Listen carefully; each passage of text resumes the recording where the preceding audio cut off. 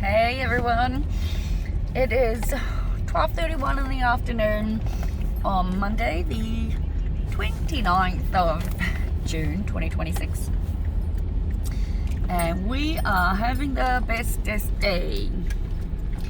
I better make this quick unless you're ready.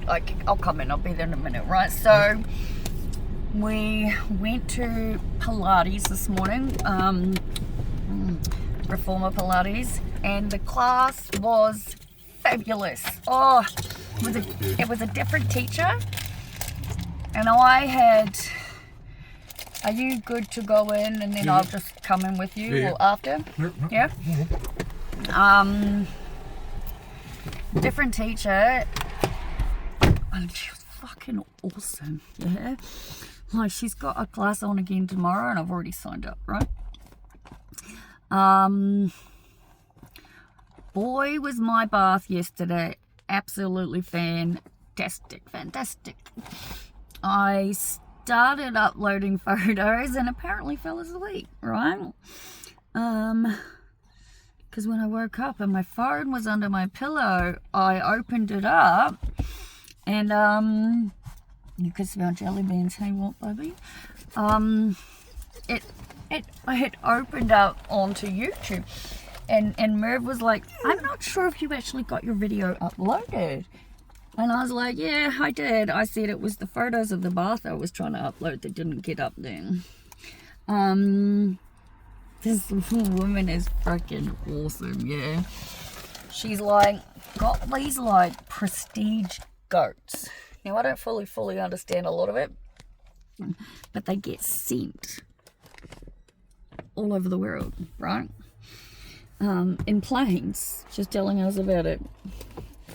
Anyway, she has told me she's going to teach me how to milk the goats, make goat feta cheese, because I said when we met her, I was like, oh my god, goat feta cheese is incredible. It's much better than regular feta cheese, yeah?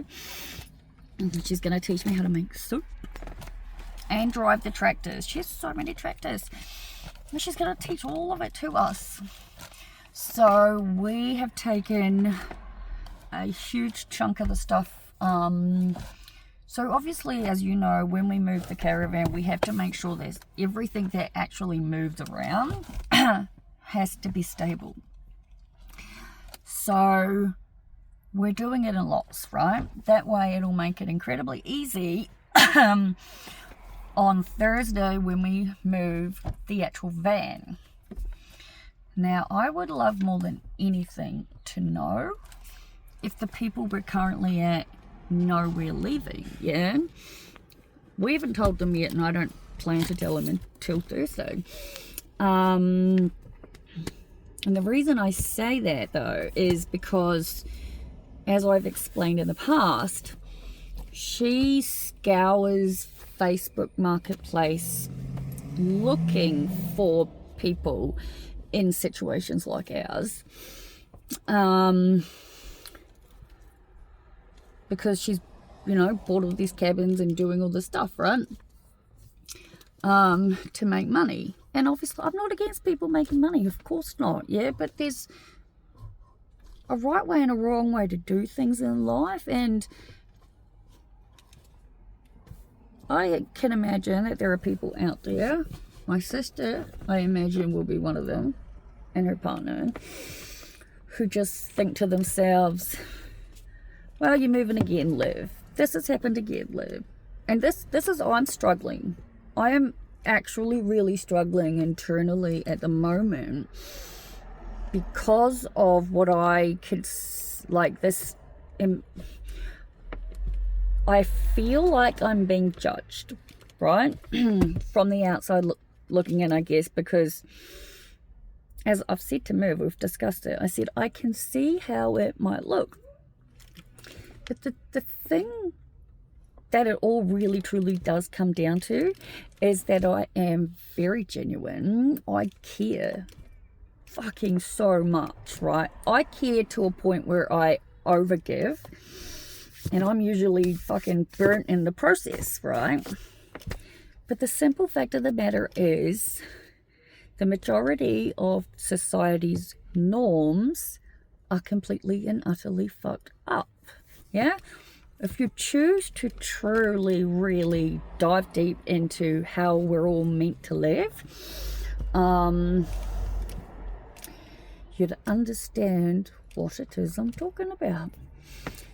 I'm never going to be someone who's going to just do as everyone does, because that's how it's always been. How the world works right now makes absolutely no sense. We all know that that's how I feel. There's a dog outside getting walked. You can see Happy in the back. And I will always stand up for the right thing. And I will sure as shit stand up for myself, yeah? So I'm not going to take being spoken to the way I was by Kelly. I thought she and I were becoming friends. I truly did. She's got the most negative aura and vibe feeling. So in that state, she wouldn't be someone I would make friends with in general. But, you know, we loved the property. We were happy to be there. And it was what we thought really good to begin with. But the universe does provide. And the universe provides. And so I put up the ad on Facebook Marketplace again, right? And it was within less than 2 hours that this new person responded, right? This new person is 84. She and her husband, who's passed away, designed the house that's on the property, right? It's got 4 bedrooms, 3 bathrooms, 2 gigantic living areas, a huge wraparound veranda. But it's a more structured kind of place, yeah. The bath, I will put the photos up. Freaking amazing. The thing on the wall that it's this continuous hot water thing. She said there's 4 on the property, and basically what it is that you will never ever run out of hot water, right? But the bestest part is you can change the temperature directly, which I didn't know until after I'd already filled half of the bath, right? Because I was filling it and I was thinking, it's not nearly as hot as I would like it. And I said to Merv, I was like, isn't there a way on, you know, gas hot water systems to put what heat you want it to be? And he said yes. And I was like, I wonder if she'd mind if we changed it, right? Because a big part of having a bath is it needs to be hot to fully relax my muscles, yeah? And then I discovered the thing on the wall, right? And it was set to 40 degrees. And so I kicked it up to 50 degrees, which made it way hotter. So at least I know that for next time. Well, I was talking to her about it when I came out, and she said 40 degrees is the set temperature for showering, otherwise it's just far too hot. But it completely makes sense to increase the temperature for the bath. So anyway, we have taken a chunk of stuff there, right? The boot once again has a bunch of stuff in it that we'll be dropping off on the way home today. I'm currently in the car, obviously, and Merv's gone in outside here in Australia, right? So a couple of days ago, unfortunately, Merv lost one of his hearing aids. And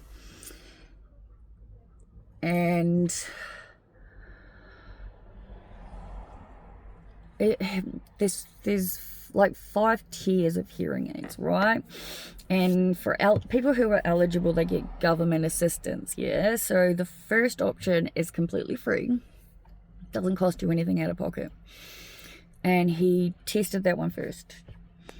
And there was no point in getting them because it would be the same as not having hearing aids, he reckons, yeah? Plus the batteries needed to be changed almost every other day, right? And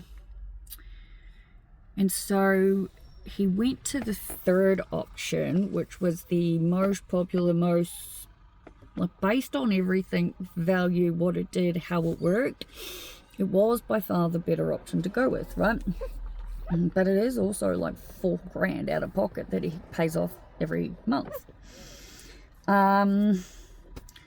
So to lose one, really shitty bad, right? We retraced our steps everywhere, and obviously it was impossible to find. So I googled to try to figure out what to do, and then I searched the different models that Hearing Australia have, so that I was able to work out which model he did have. Oh, it's come back. Anyway, I'll update you on how that goes once I've spoken to him. But I really wanted to tell you that I decided to finally go to a piercer. I'm getting the all good sign, so that's wonderful. It's less than a year. So Google said that it will be covered within 12 months. I don't know. Anyway, I'll fill you in once I know. But decided to go to a piercer. Okay. So the bar on my hood piercing, and I've been contacted directly to ask exactly what kind of genital piercing I have. So I'll post a picture, not of me, obviously, people. YouTube would not like that. On Google, there's like images that have all the different types of genital piercings available. So I'm going to circle the one that I've got, right, and then post it so you know what I'm talking about. Anyway, I had put the bar in it, right? So the bar has a ball at the top and a ball at the bottom. And it was a bit difficult when I did it the first time. Very sensitive area, as I'm sure you can imagine. It immediately swells, making it harder to get the balls done up. As soon as the swelling went away, it did remind me how fucking much fun they are, because I've had the ring in it for so many years. Because when I got the piercing, I got the bar, I loved it, and too much information, but Andrew was like, get the ring, and so I switched. And I just think I've always had it since then, except for the times it's come out and all that, but they're different stories.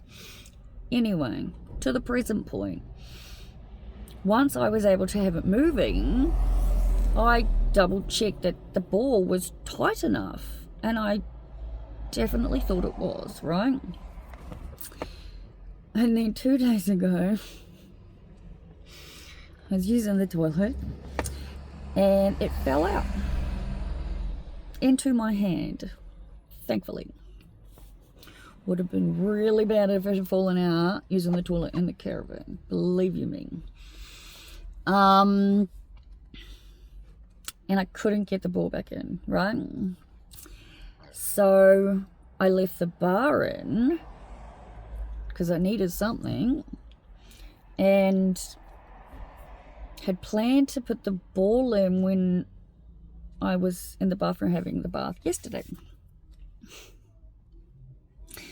People, I completely and utterly forgot that the bar was in there without the ball holding it in place. Just space. It wasn't even in my mind, right? And then I heard a click, clink, and I'm like, fuck, that only means one thing. And I look down and the piercing's gone. And I stand up and I look in the toilet bowl, and there it is.